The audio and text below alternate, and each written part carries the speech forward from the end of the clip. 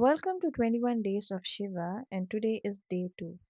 Panchakshari Namah Shivaya. Namah Shivaya is the vibration of five elements: earth, water, fire, air, and space.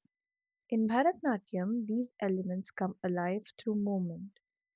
Earth is our stance, water in our flow, fire in our energy, air in our breath, and space is our expression.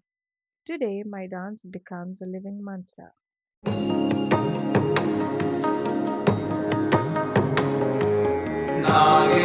नागेन्द्रहाराय त्रिलोचनाय भस्माङ्गरागाय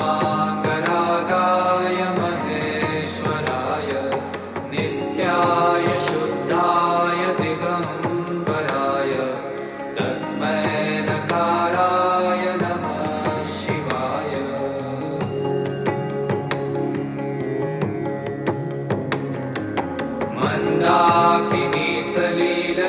मन्दाकिनीसलीलचन्दनचर्चिताय नन्दीश्वर प्रमथनाथ महेश्वराय मन्दारपुष्पबहुपुष्पसुपूजिताय तस्मै मकाराय नमः शिवाय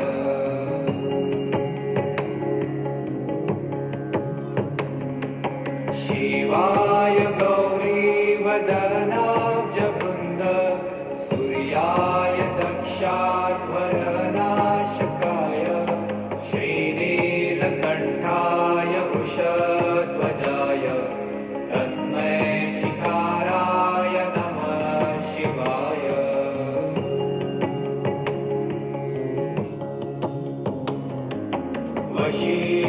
वसिष्ठकुम्भोद्भव गौतमार्य मुनीन्द्रदेवार्चितशेखराय चन्द्रार्कवैश्वानरलोचनाय तस्मै वकाराय नमः शिवाय